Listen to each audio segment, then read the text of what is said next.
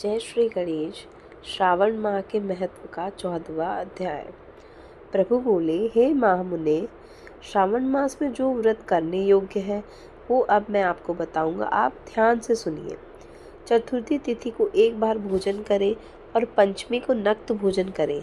स्वर्ण, चांदी, काष्ठ अथवा मिट्टी के 5 फणों वाला सुंदर नाग बनाकर पंचमी के दिन उस नाग की भक्ति पूर्वक पूजा करनी चाहिए।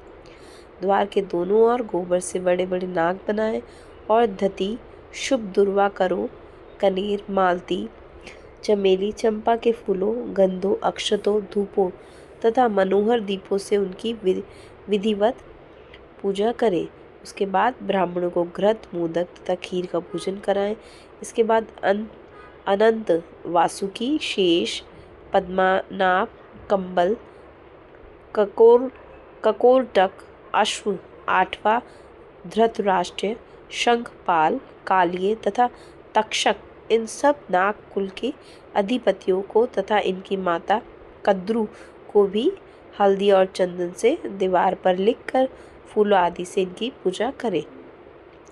उसके बाद बुद्धिमान को चाहिए कि वामी में प्रत्यक्ष नागों का पूजन करे और उन्हें दूध पिलाए। घृत तथा शर्करा मिश्रित पर्याप्त दुग्ध उन्हें समर्पित करे। उस दिन व्यक्ति लोहे के पात्र में पूरी आदि न बनाए। नैवेद्य के लिए गोधूम का पायस भक्ति पूर्वक अर्पण करे। भुने हुए चने, धान का लावा तथा जो सर्पों को अर्पित करना चाहिए और स्वयं भी उन्हें ग्रहण करना चाहिए। बच्चों को भी यही खिलाना चाहिए, इससे उनके दांत मजबूत होते हैं। सांप की बाम्बी के पास श्रृंगार युक्त स्त्रियों को गायन तथा वादन करना चाहिए और इस दिन को उत्सव की तरह मनाना चाहिए। इस विधि से व्रत करने पर सर्प से कभी भी भय नहीं होता। हे विप्र, मैं लोगों के हित की कामना से आपसे कुछ और भी कहूँगा। हे महामुने, आप उसे सुनिए। हे वत्स, नाग के द्वारा डसा गया मनुष्य मरने के बाद अधोगति को प्राप्त होता है। अधोगति में पहुंचकर वह तामसी सर्प होता है।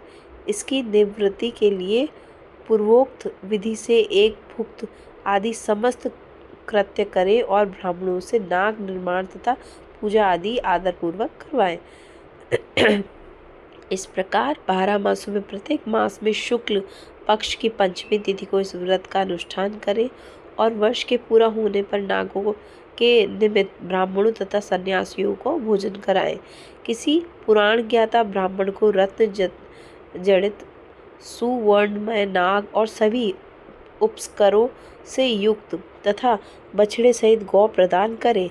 दान के समय सर्वव्यापी, सर्वगामी, सब कुछ प्रदान करने वाले अनंत नारायण का स्मरण करते हुए यह कहना चाहिए, हे गोविंद, मेरे कुल में अगर कोई व्यक्ति सर्प दंश से अधोगति को प्राप्त हुए हैं, वह मेरे द्वारा किए गए व्रत तथा दान से मुक्त हो जाए।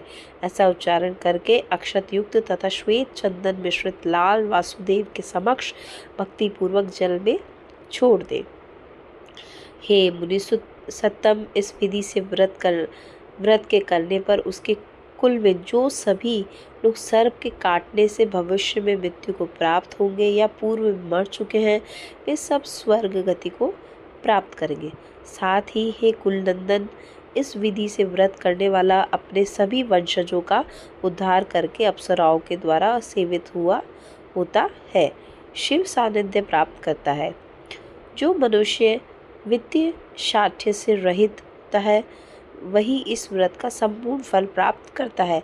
जो लोग शुक्ल पक्ष की सभी पंचमी तिथियों में नक्त व्रत करके भक्ति संपन्न होकर पुष्प आदि उपहारों से सौभाग्यशाली नागों का पूजन करते हैं, उनके घर में मणियों की किरणों से विभूषित अंकों वाले सर्प उन्हें अभय देने वाले होते हैं और उनके ऊपर प्रसन्न रहते हैं।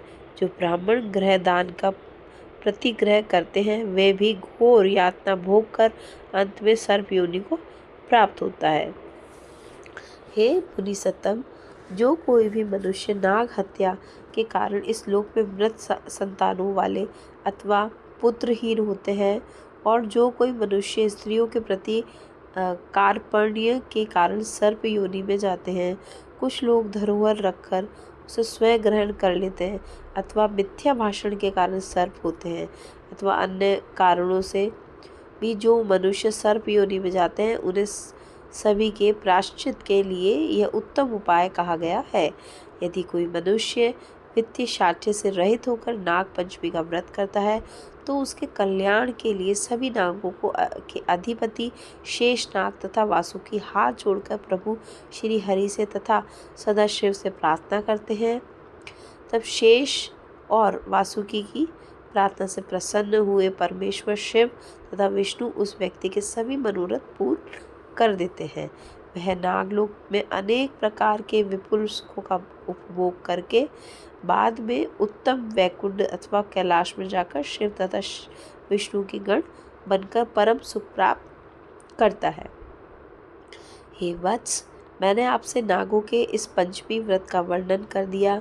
इसके बाद अब आप अन्य कौन सा व्रत सुनना चाहेंगे उसे बताइए।